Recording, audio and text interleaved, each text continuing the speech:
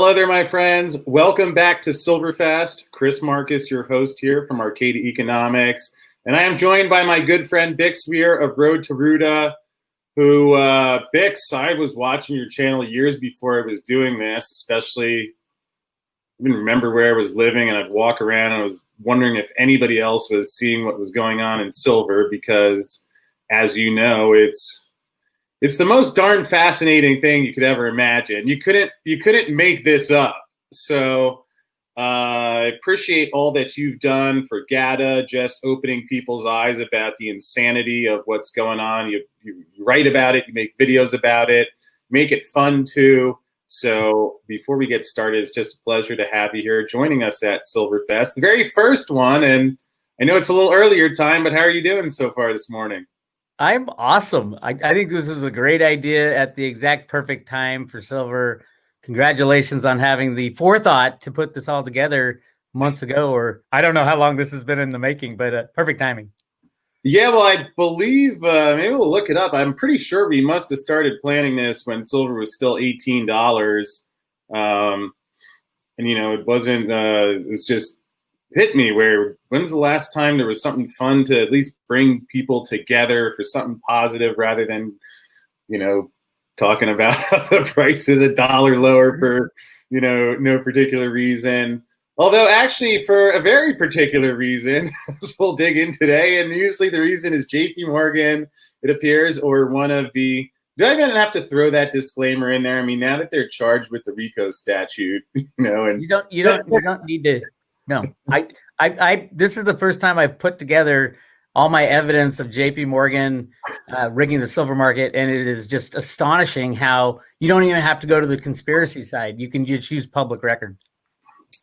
Yeah, I know Ted just writes it, sends it to him. He doesn't care about, you know, any legal response. What can they say? I don't think they haven't called me yet, so for whatever that's worth. But Bix, what I don't get,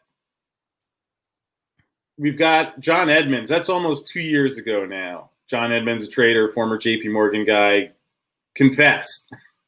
We're not trying to duke it out in court. They've admitted it. It's almost 2 years. I'm not a lawyer, but the case is on hold continuously. More people are getting caught or confessing, and yet it seems like the same thing they're confessing to happens repeatedly. And at some point, is there enough to say that JP Morgan should not still have the right to trade in these markets? I mean, anybody else, you talk about how you go rob a 7-Eleven for a Snickers bar and they might throw you in jail in today's police state. And yet, so anyway, I'll let you take it from there. Well, sure. If I run through these thoughts, I have some notes here. It takes about 5 minutes to go down to prove definitively that JP Morgan is illegally rigging the silver markets. Not only that, they're a criminal enterprise that rigs every market out there.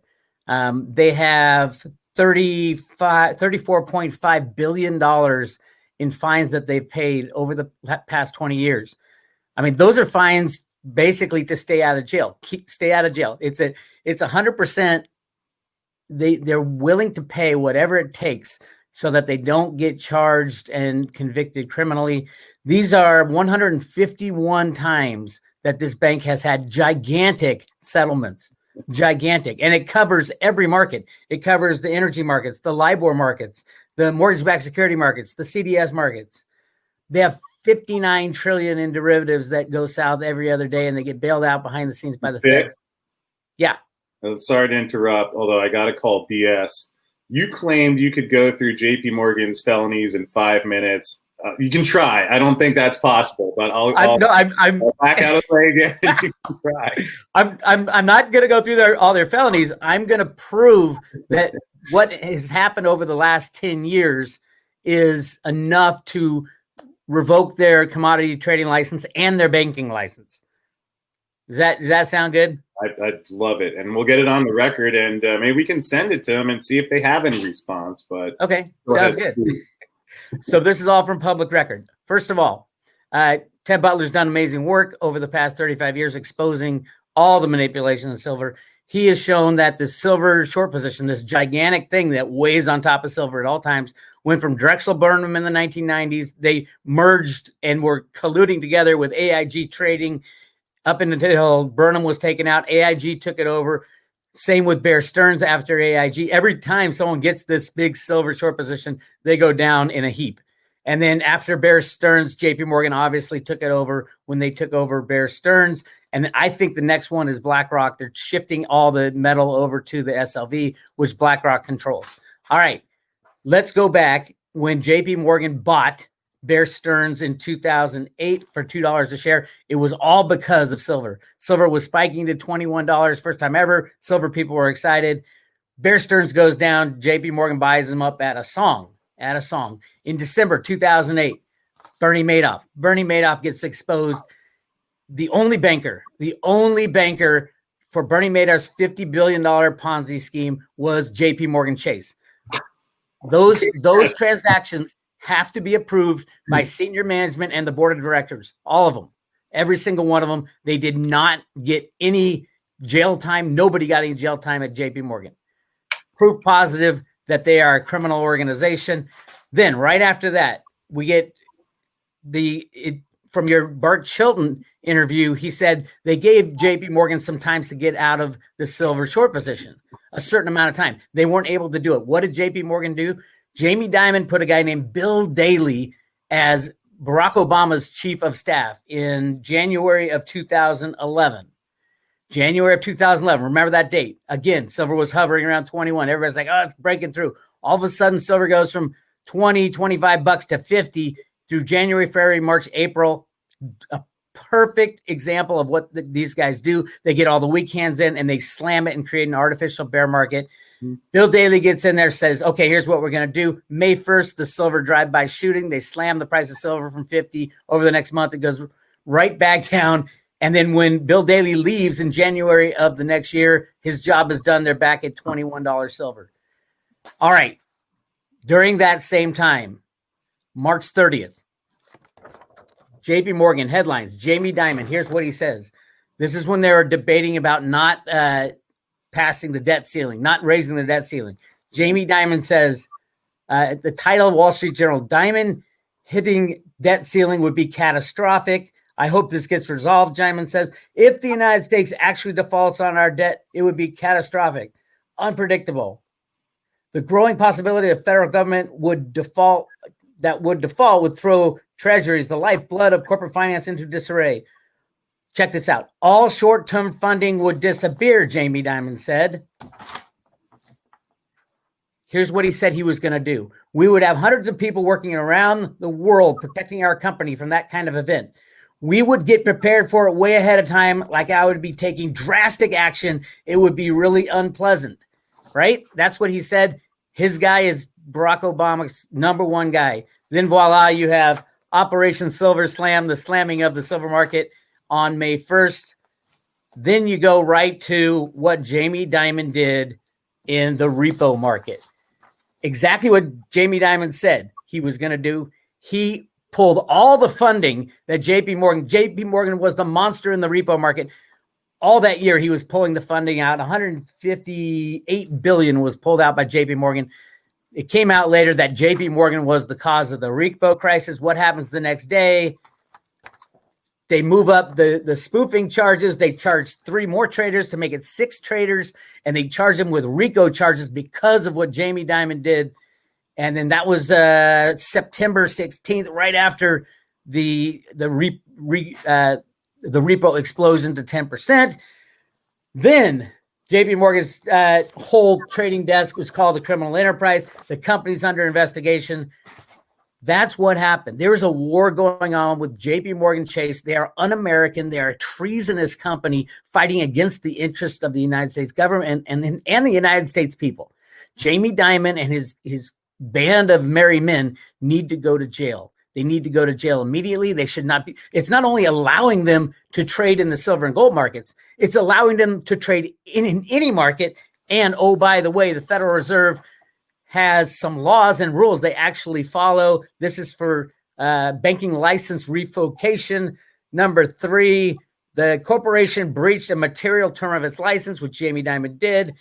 Number 5, the corporation violated a legislative provision in a manner that prejudices its credibility, which Jamie Dimon did. And number 8, public welfare reasons entail the necessity of revoking a license. That is exactly why you should throw Jamie Dimon, remove their trading license at the very minimum, and throw them all in jail. I rest my case. Correct. Yes. And Bix, I'm getting a little echo there. Do you have another tab open by any chance where you're hearing double Chris Marcus? No, I wish I could hear triple you, but I don't. Well, I mean, I appreciate you saying that and pointing that out. I mean, it's like the Harlem Globetrotters against the Generals. It's pretty one-sided. I don't know what is the counter argument. But I think the biggest thing is that not only are they allowed to participate, they're allowed to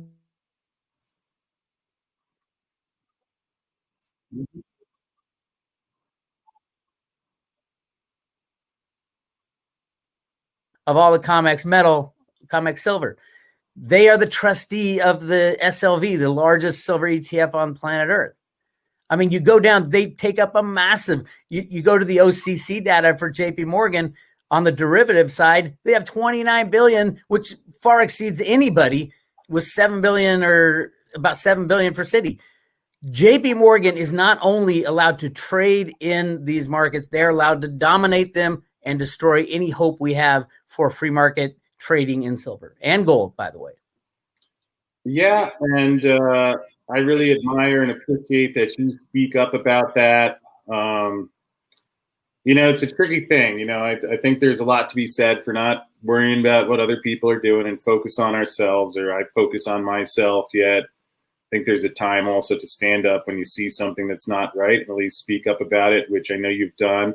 And you mentioned in the Big Silver Short book, in your great chapter you gave there, how you went and you used to talk to mining executives and they didn't want to hear it. And sometimes they said you can't come back to the conference. And, but I think that's what, when we use that word, a patriot or a leader, you do the things that aren't easy to do at the time. It's not easy to do it, but you feel it's right.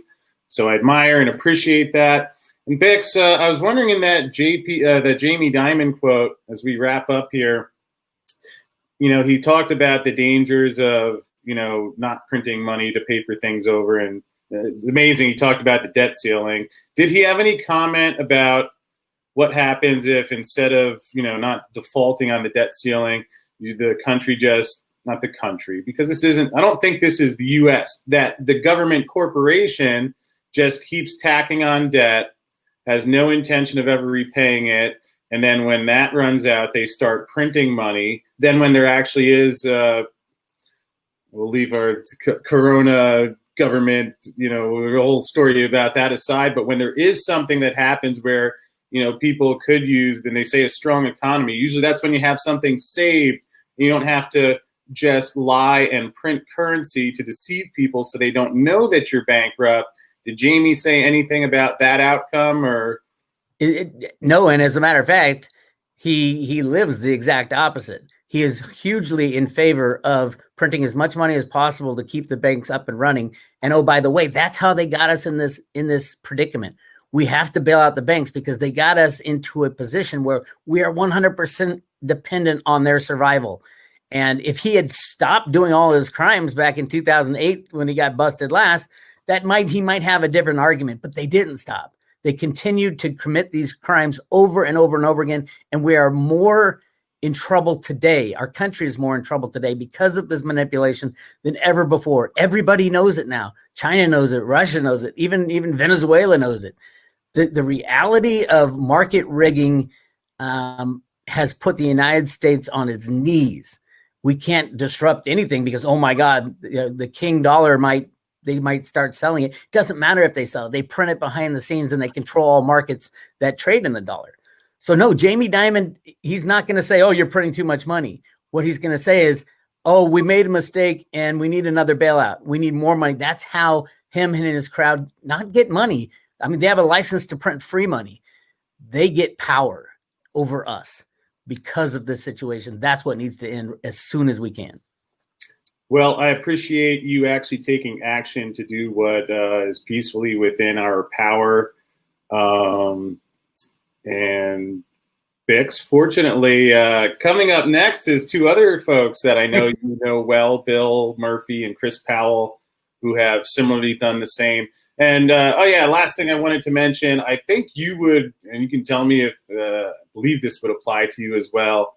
By all means, I don't have any intention of trying to say something and then hide behind it or not be accountable. And I would, if there's someone from JP Morgan watching that would like to come on the show for a civil response to what I say, Bix, I know you have a show, and I'm guessing if anybody ever wanted to come on and tell you where you're missing something or if you're out of line, I would welcome that conversation. But as we know, you can't really get much response from the regulators or the banks, but we'll just keep doing what we do. And I thank you for all you stand for, all you do, and I appreciate you being part of the first Silverfest. Thank you, bud. It's been fun. All right. We will see you soon. Bill Murphy and Chris Powell coming up next. We'll be back in 1 minute.